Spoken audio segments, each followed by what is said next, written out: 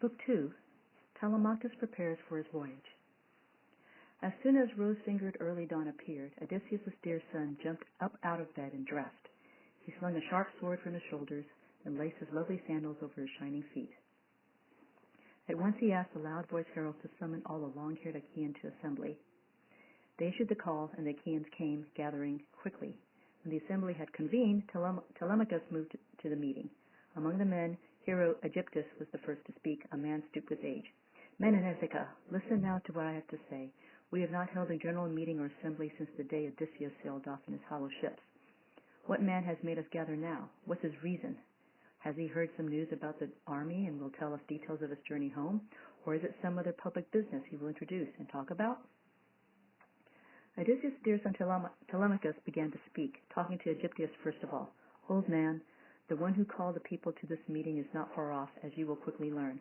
I did, for I'm a man who suffers more than other men, but I have no reports of our returning army, no details I've just heard myself to pass along to you, nor is there other public business I'll announce or talk about.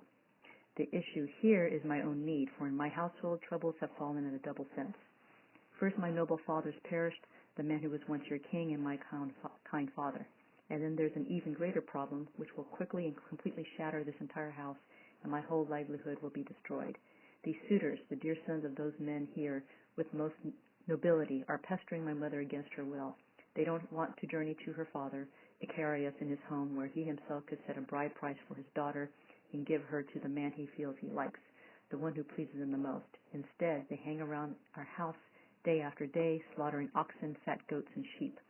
They keep on feasting and drinking sparkling wine without restraint, and they consume so much. My home is being demolished in a way that is not right. You men should be ashamed. Telemachus spoke, then threw the scepter on the ground and burst out crying. Everyone there pitied him, so all the other men kept silent, unwilling to give an angry answer to Telemachus. And Antinous was the only one to speak. He said, Telemachus, you boaster, your spirit is too unrestrained. How you carry on trying to shame us, since you so desire the blame should rest on us? But in your case, Achaean suitors aren't the guilty ones. Your own dear mother is, who understands how to use deceit. It's been 3 years now, and soon it will be 4, since she began to frustrate hearts in our Achaean chests. She gives hope to each of us, makes promises to everyone, and sends out messages. But her intent is different. In her mind, she has thought up another stratagem.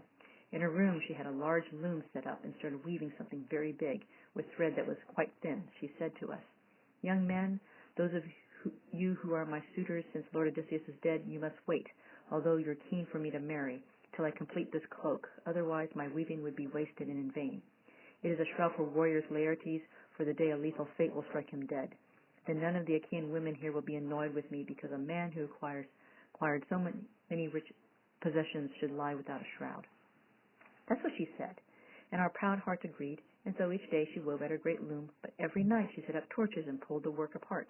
3 years she fooled the Achaeans with this trick. They trusted her. But as the seasons passed, the 4th year came, then one of her women, who knew all the details, spoke about them, and we caught her undoing her lovely work. Thus we forced her to complete the cloak against her will. The suitors now say this, so you, deep in your heart, will understand that all Achaeans know. Send your mother back. Tell her she must marry whichever man her father tells her and who pleases her. But we are not going back to our own lands or someplace else, not until she marries an Achaean man of her own choosing. Prudent Telemachus then sent a reply, Antinous, there's no way I will dismiss out of this house against her will the one who bore and nursed me. As for my father, he's in a distant land, alive or dead. It would be hard for me to compensate Icarius with a suitable amount, as I would have to do if I sent her back. If I didn't do that, then her father would treat me badly, and some deity would send other troubles, since my mother, as she left this house, would call upon the dreaded Furies. Men would blame me too. That's why I'll never issue such an order. Just give me a swift ship and 20 rowers, so I can make a journey and return to various places, to Sendipelos and then to Sparta, to see if I can find some news about my father's voyage home.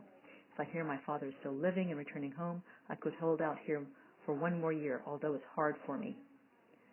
If I learn he's dead and gone, I'll come back to my dear native land, build him a tomb, and there perform as many funeral rites as are appropriate. And after that, I'll give my mother to a husband. Telemachus said this and soon dissolved the meeting. The men dispersed, each man to his own house. Telemachus walked away to the ocean shore.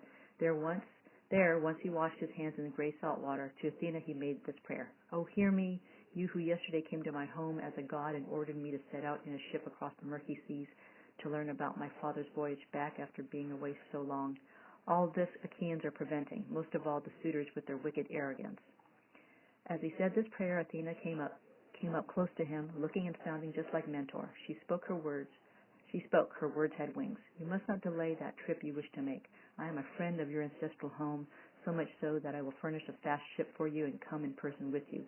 But now you must go home. Mingle with the suitors. I'll go to the town and quickly round up a group of comrades, all volunteers.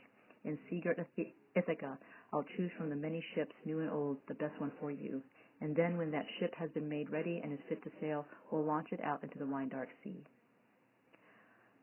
Summary bracket. Telemachus goes down into the storage rooms of the palace and instructs Euryclea to get some supplies ready for his voyage. He swears her to secrecy. Telemachus went up into the dining hall and there rejoined the company of suitors.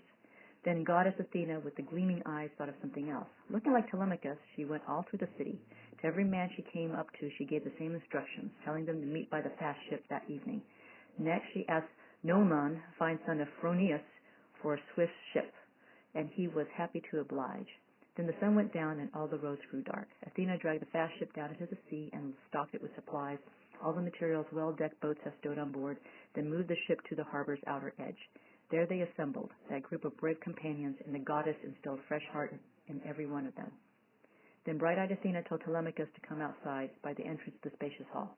"Telemachus, your well-armed companions are already sitting beside their oars, waiting for you to launch the expedition. Let's be off so we don't delay the trip a moment longer."